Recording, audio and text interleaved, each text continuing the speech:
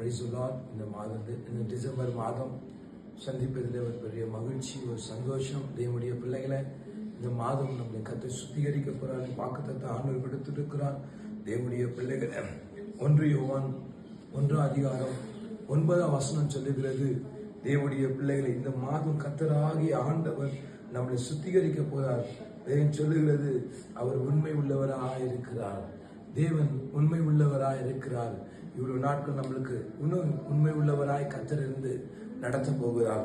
கர்த்தர் நடத்த போறார். தேவனுடைய பிள்ளைகளை இன்றைக்கு வேதம் சொன்னது போல ஆண்டவர் நம்ம பாவத்தை, நம்ம சாபத்தை எல்லாத்தையும் கர்த்தர் மன்னிச்சு அவர் நம்ம வாழ்க்கையில உண்மை உள்ளவராய் இருக்கிறபடினால் தேவன் நம்ம துதிக்க போகிறோம், ஆண்டவர் உயர்த்த போகிறோம். கர்த்தர் காரியத்தை வாய்க்க செய்ய போறார். ஜெபிப்போம். இந்த டிசம்பர் மாதம், இந்த 12வது மாதத்துல பரிசுத்த ஆவியை நம்ம கற்றெடுத்து கர்த்தர் நடத்தும்படியாக நம்ம யாவரும் ஜெபிக்கலாம். ஆண்டவரே, இதை பார்த்து கொண்டிருக்கிற தேவ பிள்ளைகள், இந்த மாதம் ஆண்டவரை எங்களுக்கு எல்லாவற்றும் நீங்க உண்மை உள்ளவரா இருக்கிறீங்க. எங்களை சுத்திகரிக்கிறவரா இருக்கிறீங்க. எங்க பாவத்தை மன்னிக்கிறவரா இருக்கிறீங்க.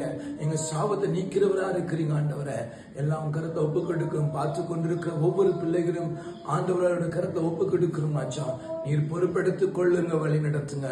ஆவியனுடைய தயவு, ஆவியனுடைய கரை ஒவ்வொரு பிள்ளைகளுக்குள்ள இருக்கும்படியாக நம்ம செபிக்கிறோம். ஆண்டவரை நீங்க பொறுப்பெடுத்துக் கொள்ளுங்க, வழி நடத்துங்க. டிசம்பர் மாதத்துல தேவன் எல்லா தேவைகளை கத்த சந்தித்து, எல்லா பிள்ளையுடைய தேவைகளை கத்த சந்தித்து கத்த நடத்தும்படியாக செபிக்கிறோம். இயேசுவின் நாமத்தால் செபிக்கிறோம் நல்ல பிதாவே, ஆமென்.